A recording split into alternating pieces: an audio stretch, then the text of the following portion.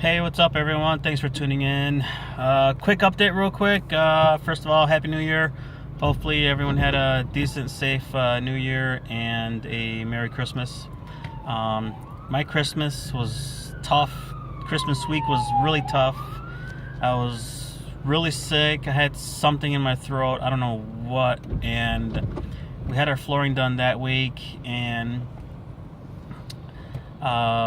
exactly a week later,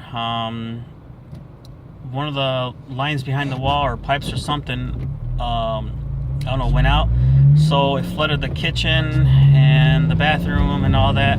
So, so that really sucked. So I gotta wait till tomorrow, Tuesday, after the New Year weekend, and see if we can, do a claim on the insurance for all that stuff. So, yeah, all that sucked. Christmas was, it was alright. More work than fun, of course. New Year's stood in.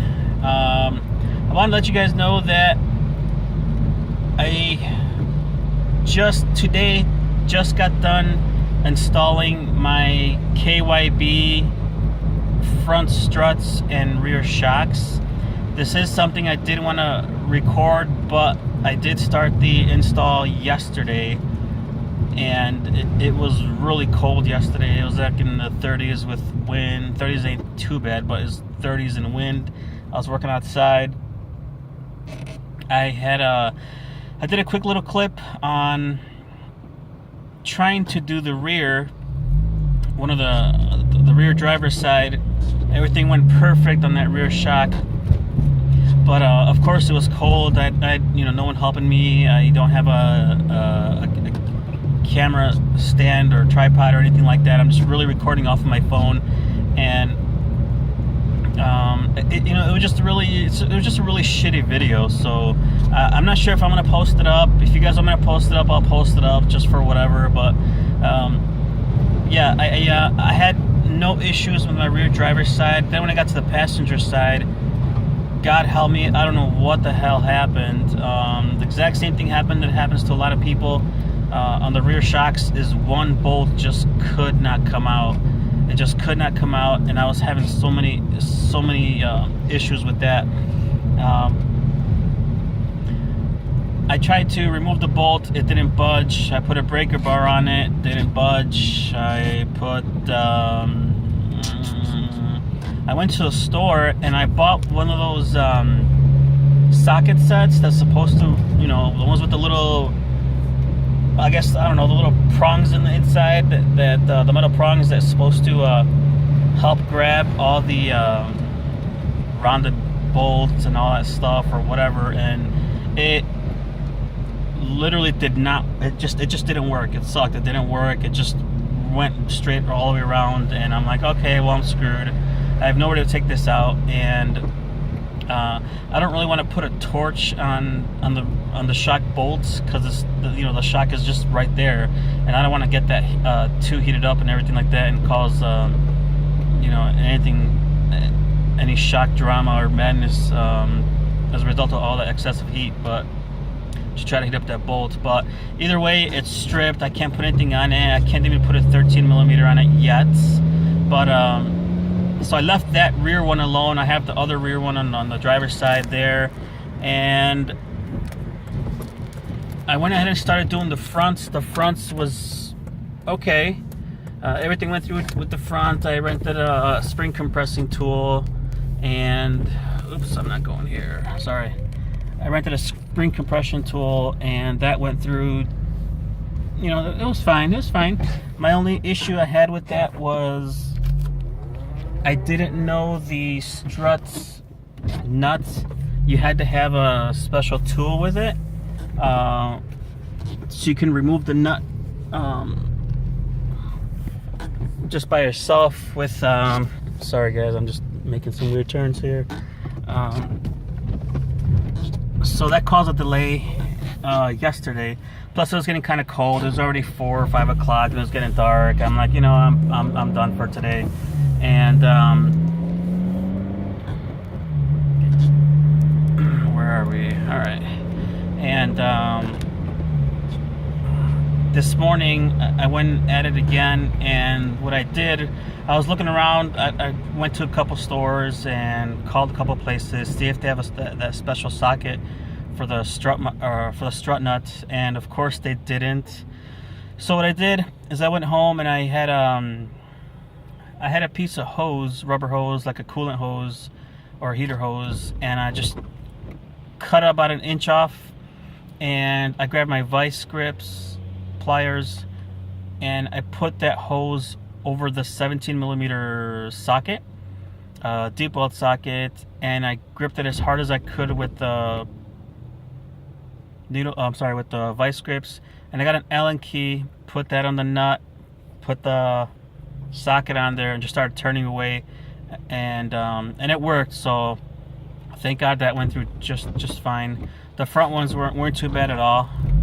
They were really easy actually, and it's just that rear one. Right now, today's the first day I started driving with the 3 new shocks or 3 new suspension parts, and my rear passenger is still the old one. You can kind of tell a difference. It's not as stiff in the back, of course. So what I did is I decided to go with the KYB OEM replacements. I know a lot of people use the KYB XLGs and they have no issues with them. They're perfectly fine. I didn't want to spend an extra money on Honda OEM Honda parts, because they're kind of expensive, upwards of $800 if I were to go that route. And I was able to get a good deal here with the XLGs, and it went pretty good. It went pretty good. I got the whole thing. I got the front struts. I got strut mounts, the upper spring.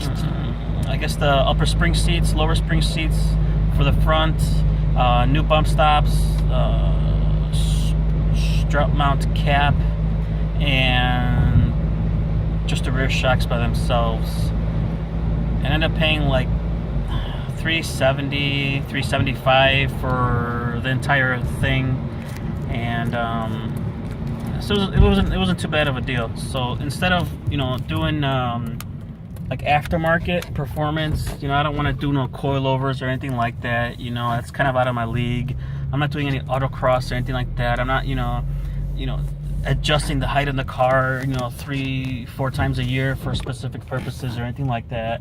So it's my 100% daily driver, so I don't need all that crazy madness. The car does have 106,000 miles on it. I bought it 100, and I kind of just wanted to restore OEM drivability. So what the hell? Go. Oh jeez. I wanted to restore OEM drivability, so the XLGs was a good choice for me, and it wasn't that expensive. So I went ahead and did that, and right now what I'm going to do is, of course, it's Monday, January 2nd. The dealership's closed, sales is open, but service and parts is closed. I'm going to call tomorrow and pick up, see if they have a bolt for me, and I'm going to go buy a strip bolt socket set removal and I'll do that tomorrow and get a new bolt.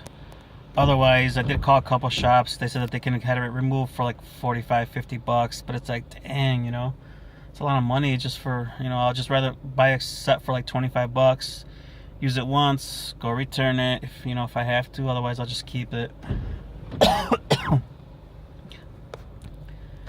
But I really just need it for that, so I'll let you guys know how that goes. And the next thing I want to do is hopefully we get some decent weather here soon. Sorry, I got something in my throat. Hopefully we get some decent weather here soon. I went ahead and picked up a Carceps throttle body spacer and an extra P2R throttle body gasket. So I want to see if I can try to put that on there on the intake. See if I feel any difference or in sound or anything like that, which will be kind of cool. I'll try. I'll definitely do a video on that with you guys here soon. Just know that's coming up next, and once I finish my suspension, everything is good. Other than that Carceps throttle body spacer, I think the next thing is to free up my exhaust a little bit. As you know, excuse me.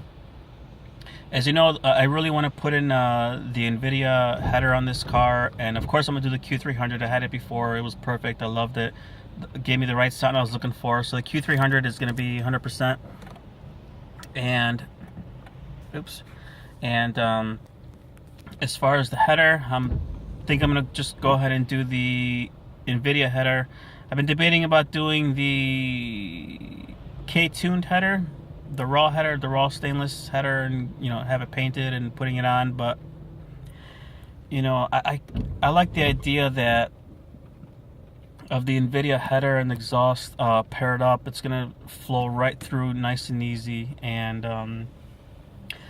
I once had the Strupp header and the Q300 and I wanted to upgrade to the NVIDIA, and I never had a chance to by the time I got rid of the car. So I think now is the time. I am getting used to the intake, the short ram intake, the AF Dynamics intake, and and the Flashbro calibration, the K9 Flashbro calibration. Jeez. But I think it's definitely time to bump it up a notch here.